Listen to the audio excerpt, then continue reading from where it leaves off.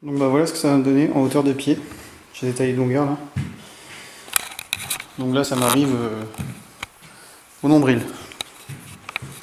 Au nombril là, tac. Donc après il y a la petite plateforme là. Enfin il y a l'étui là qui est là, qui est en train de coller, qui va aller dedans. Au milieu de ça. Donc il faut que j'ajuste mes coupes après en fonction. Ça qui va aller au-dessus. Donc coller, visser sur le dessus de ça. Il faudra que je mette une autre plateforme entre les deux. Et puis après il faut que je trouve le système pour faire en sorte que ces morceaux là, qui vont en gros être entre là et le pied du milieu, et l'étui du milieu, que ce morceau là puisse faire comme ça. Donc voilà, petit défi du coup. Je ne sais pas encore comment je vais faire, je vais essayer de tout faire en bois. Donc je réfléchis à ça, et puis je reviens vers vous plus tard. Voilà. J'ai trouvé ce que je vais faire. Alors du coup on va faire des morceaux comme ça, arrondis au bout, qui vont faire l'épaisseur d'un pied, c'est-à-dire à peu près 35, plus 2 cm, donc ça veut dire 55. Là je vous le montre juste comme ça. Donc un truc comme ça. Ici il y aura un trou pour mettre une cheville en bois. Cette partie là sera collée dans l'étui qui est là-bas en train de sécher. Celui qui est là-bas. Donc une mortaise là-bas. Et cette partie là, ça va venir ici. En fait on va tracer un enfourchement là. Hop, là. Évidemment c'est un peu... Boulet.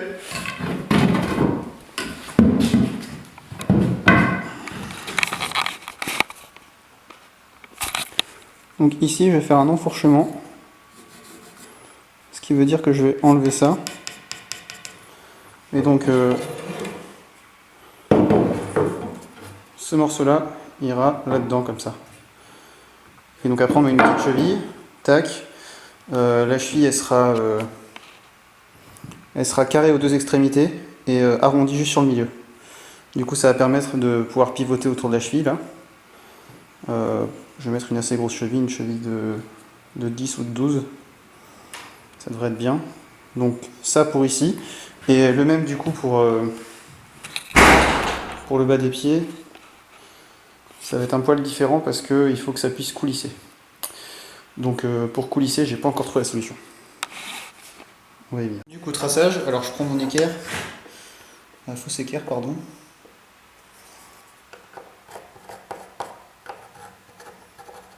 Et le haut va me donner l'arrondi.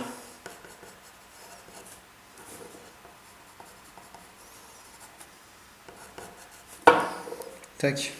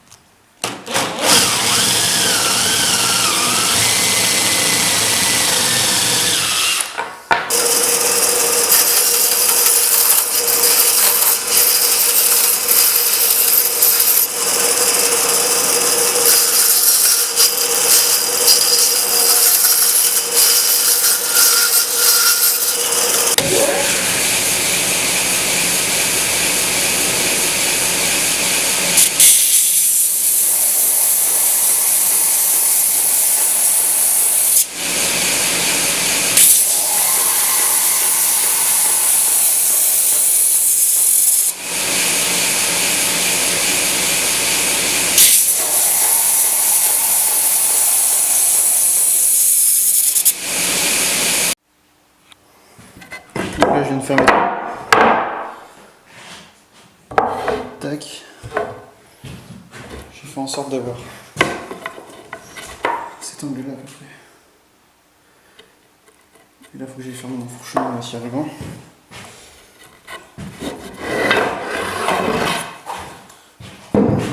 je vais être de comme ça à comme ça.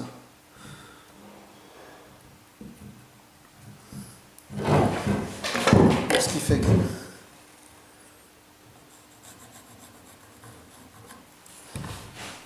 on doit s'arrêter là. Ouais, c'est pas mal. Donc voilà, les trois sont tracés. Hop. Maintenant, en action, sur du banc.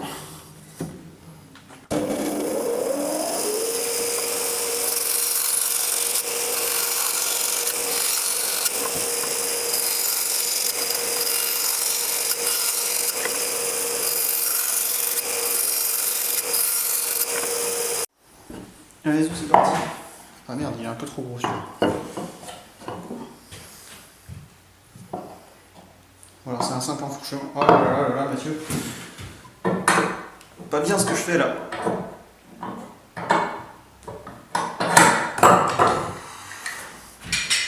Je vais aller trop vite.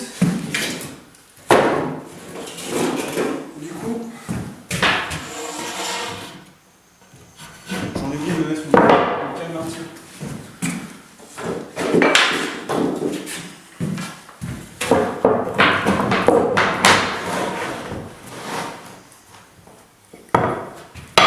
Là, on est mieux.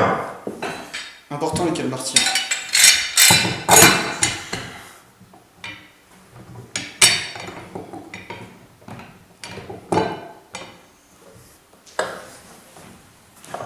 Sinon, vous allez défoncer votre établi. Après, chacun son truc.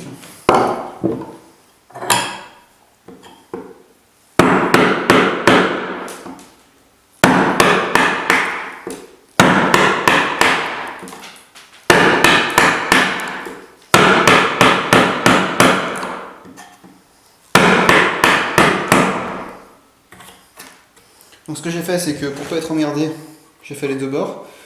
Et pour pas être emmerdé par la colle, j'ai scié ici, à la cire de banc, sur mon trait de colle.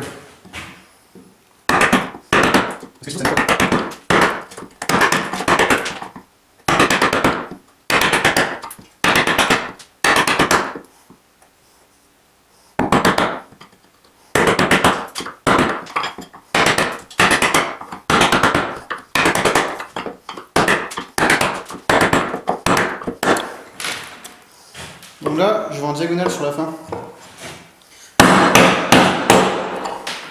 Tout simplement, parce que je veux pas que ça éclate en sortie là-bas.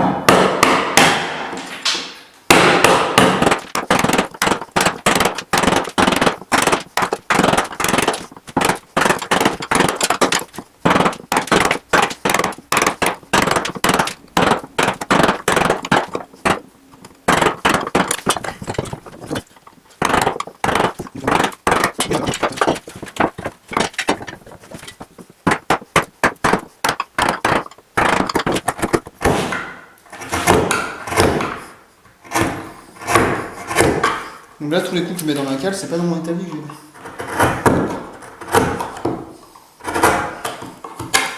C'est pour ça que les anciens, ils ont des établis qui tiennent.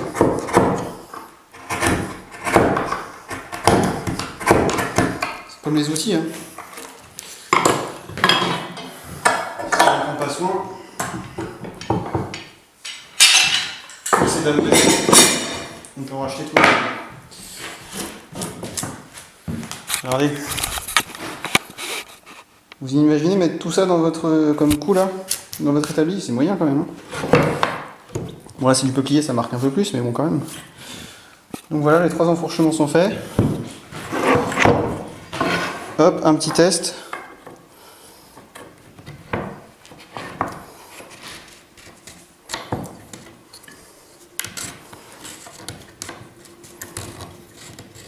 Juste comme il faut. Alors voilà, je vais tout desserrer. Comme ça un peu fort. Et là je vais faire fumer tout ça.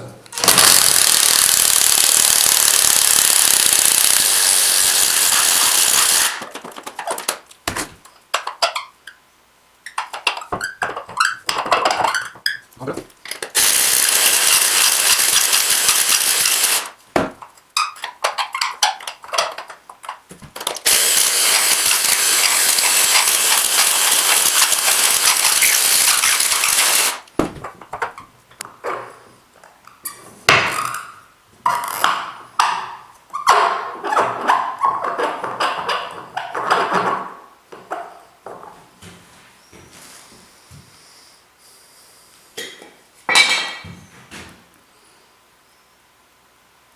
Ça c'est de la cire et de la térébenthine.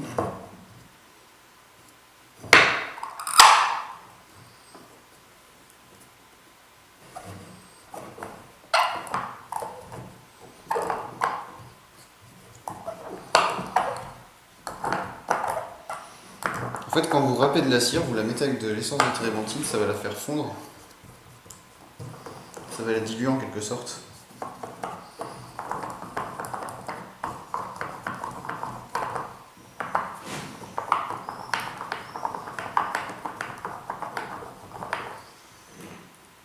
Et tant qu'elle n'est pas à l'air, elle restera toujours un peu humide.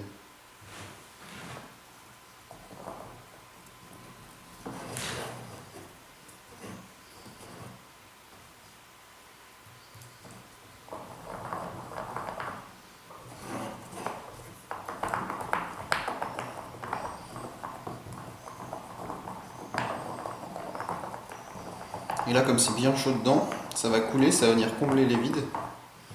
Parce qu'avec la friction, du coup, ça monte en température sévère. Là, la fuite, elle est bouillante.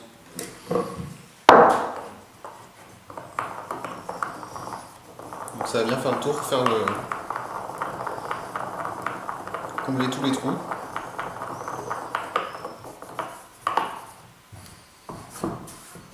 Et on devrait être pas mal.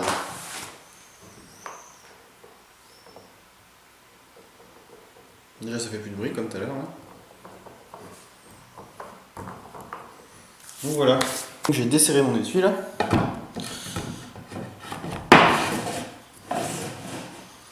Et là ça va tout seul. Donc pareil, je mettrai un petit coup de cire là par-dessus. J'ai cassé mes arêtes. On aura beau faire un petit chanfrein. Mais bon, ça sera dans les finitions. Puis après, mon boîtier ici, mon étui, il faut que je le coupe à la bonne longueur. Et puis, du coup, je vais pouvoir coller ça. Les petits arrondis là que j'ai fait, je vais pouvoir les coller à peu près par là. En haut, quoi. Voilà.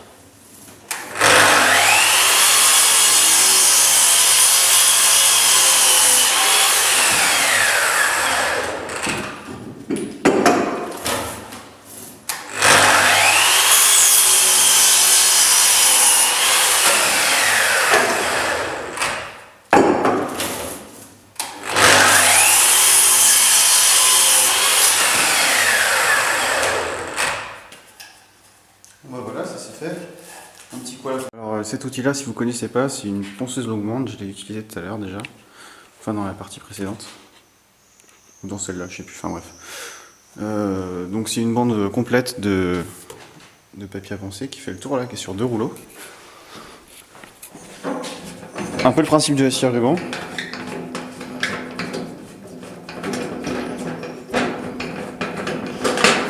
Hop, tac, comme ça. Et donc il y a une partie basse avec un chariot qui coulisse. Tac. Sachant que toute la partie chariot est comment dire sur crémaillère. Hop, là-bas les deux parties noires ici et là. Tac, et il y a un petit moteur qui vient faire monter, descendre tout ça. Et donc ça permet, enfin le moteur tourne dans les deux sens du coup. Là on voit il y a les flèches qui indiquent le sens vers là parce qu'il y a l'aspiration de ce côté là.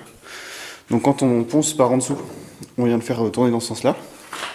Donc on voit là il y a deux sens. Hop. Il y a vitesse 1, vitesse 2 dans les deux côtés. Avec la petite flèche qui va bien pour dire que là ça va comme ça. Donc quand on ponce en dessous on vient dans ce sens là et quand on ponce au dessus on vient dans ce sens là. Tout simplement. Une machine géniale, on gagne vachement de temps pour faire la finition avec. Allez, c'est parti. Du coup, hop, je baisse la machine. Je viens mettre tac à ce niveau-là. Et c'est parti.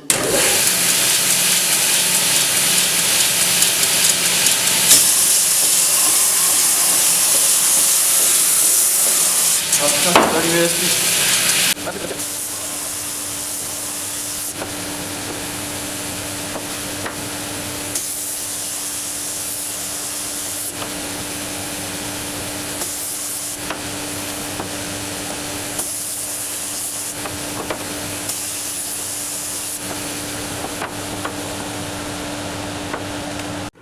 Du coup, traçage, hop.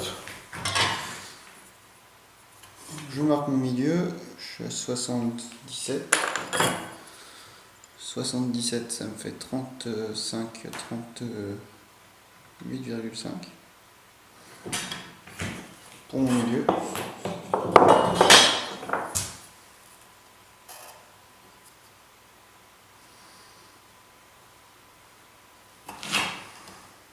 Là, je vais me laisser l'épaisseur du morceau là, histoire d'avoir un petit épaulement là-haut.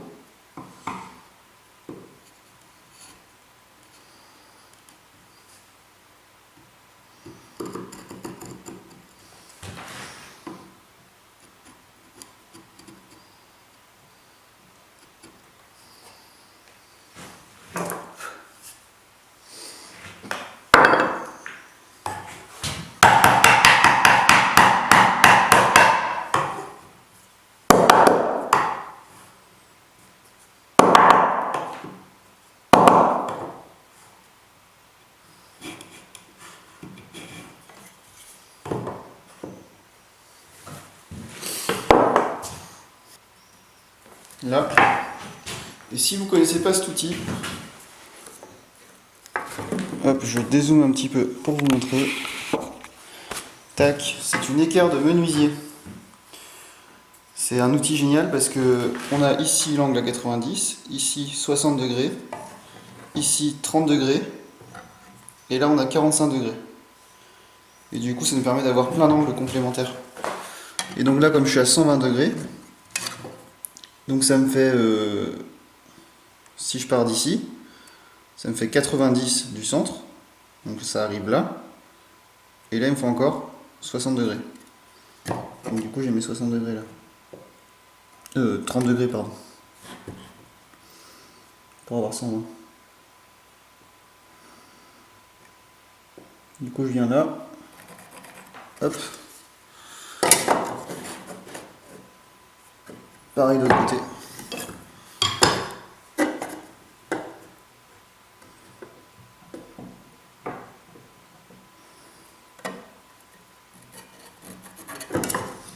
Et tac. Du coup ça me donne mes 3 endroits où je vais avoir mes petits bitonieux comme ça là. Donc je fais le traçage et puis je vous prends pour la mortaise. Bim, je commence par faire ça.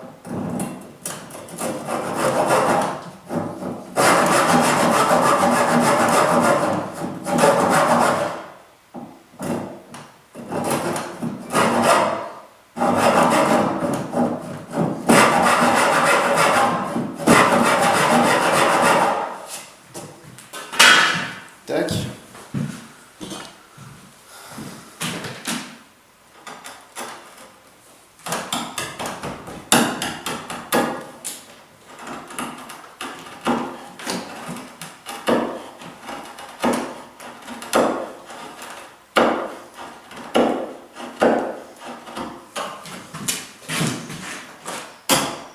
Oh putain le boulet.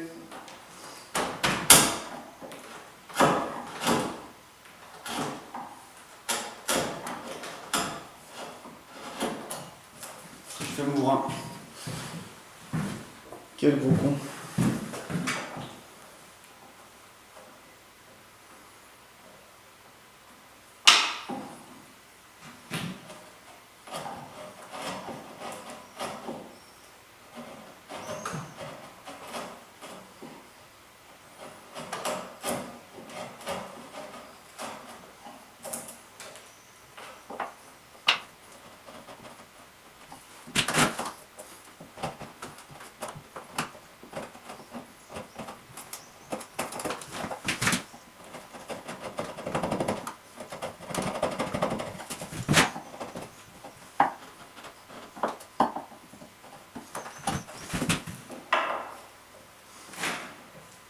Donc ça vient là. Oh comment c'est beau.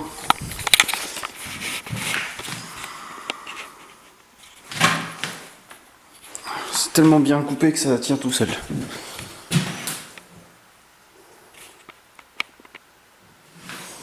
Donc voilà, je vais vous montrer comment faire une petite répa du coup. Bon, je trouve pas de morceau qui me convient, alors du coup je vais prendre un morceau assez clair et puis ça devrait le faire. Donc le but c'est de prendre un morceau de bois d'à peu près la même teinte.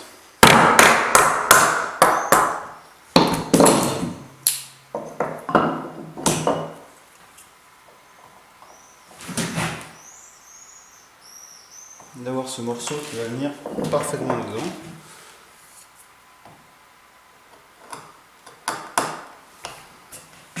Ici je viens juste couper au droit et au plat.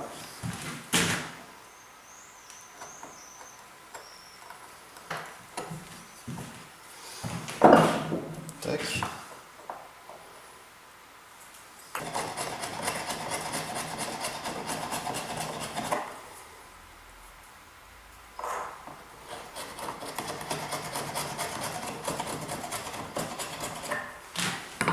Hop.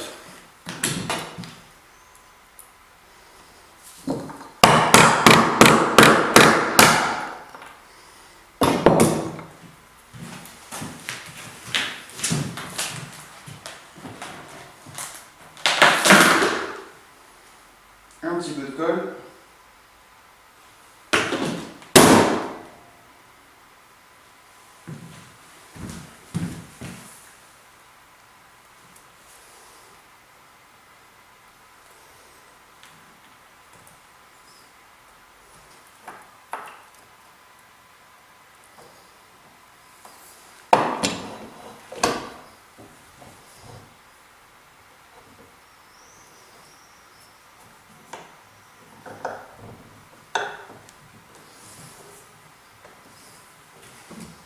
Voilà.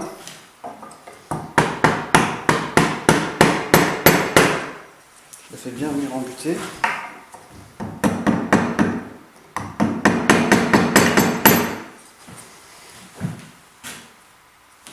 Et puis qu'elle laisse sécher.